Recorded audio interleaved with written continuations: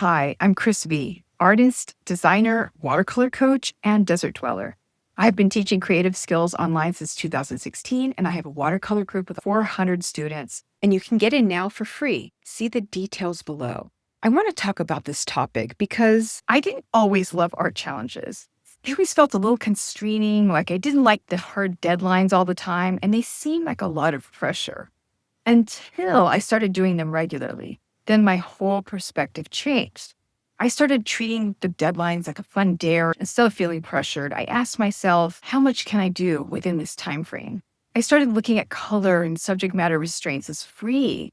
I didn't have to figure out what to paint or what colors to use at that moment, so that's kind of nice. When I started removing the pressure and just seeing what I could do with any given challenge, they kind of got fun. And on top of that, they are a really great tool for improving cognitive skills, problem solving, building community, and that's just the beginning of what they can do for you. But the next problem is if you have a brief or a prompts list or something else that's meant to inspire you, how do you get started? And this is the main thing I want to talk to you about because you're not the only one who might struggle with this. I've seen it over and over again. But once you get good at doing challenges, they get easier and easier. The first place I start with is color. There's nothing more inspiring to me than color. And so when I see a challenge, I start to think, what colors go with this? If they've given me colors to use, I think, how can I distribute these colors so they make me happy? Next is subject matter. For example, this week, our prompts list in my watercolor community is Aquarium Day. Instantly, I think of deep blues with bubbles in them, beautiful exotic fish, coral colors and textures, and so many other things like starfish, shells, etc. When words are spoken to you, visual images go with them. Try to tune into that and see what sparks. Write them down in a journal, think about them in a series, or imagine what matches them. For example, with Aquarium Day, I start with seashells. Then I think about what's associated with that, like starfish, crab.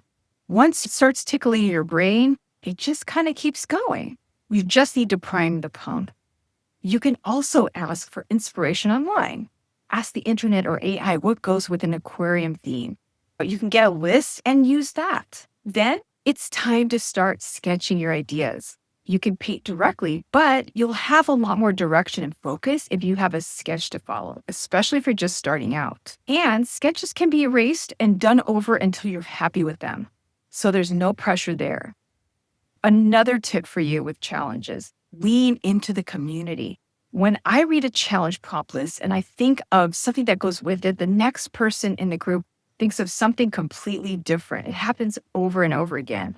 And that's where it gets really interesting because now you get to see this prompts list through someone else's eyes and see their version. This in turn sparks even more inspiration for me. See what others are doing. Not to copy, but to let it ignite you from the inside out. And when you do this, you'll never be the same. These are the kinds of things that expand your thinking. Regarding ideas, I also love to go to free image sites. I have some listed below in the description for you if you don't know what those are. Because using free images means I'm not encroaching on anything that's licensed. And if it turns out to be something I really like and want to use in the future, I'd like to be able to do that. Just something to think about. But be careful because some of those are still licensed. Each image will tell you if you need to pay to use it or if you can just go ahead and use it for free. So that's pretty clear. At minimum, you can acknowledge the photographer on Instagram or whatever social they happen to be on, which is actually a really great form of payment for them. Once you have your ideas, you can start to play with shape, colors, placements, sizes.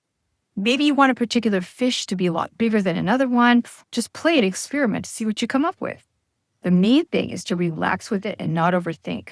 Challenges are meant to be fun. A game that can give you a nice outcome or just some experience that's really valuable.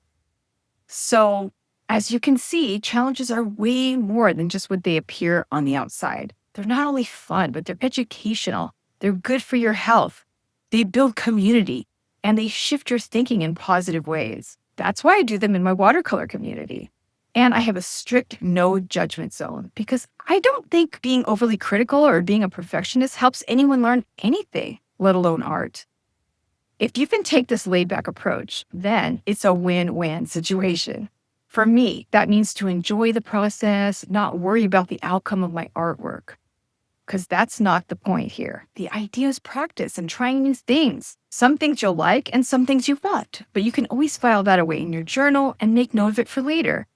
It will make you a better painter if you can learn to just have fun in the process. Now, doesn't that sound better than shaming yourself into trying to paint something perfect? I mean, honestly, what does that even mean? Everyone's version of that is going to be something different. So I figure, what's the point? So, what are you painting this week? And will you be joining a challenge anytime soon? Are you already joining challenges? If you'd like some help, you're welcome to join the Watercolor Journey community for 7 days absolutely free. And if you decide to stay, it's just a few dollars. In the meantime, let me know your thoughts about challenges in the comments below. And if you've painted something recently, anything, just tell me about it. I'd love to hear. Have a question or topic about watercolor you'd like me to talk about? Let me know that in the comments below as well, and I'll try my best to work it in. If you enjoyed this video, don't forget to hit subscribe, tap the notification bell, and like this video so you get notified the next time there's a new one to watch. All the links I've talked about are below in the description, and I hope to see you in my fun, kind, and helpful community. Bye for now.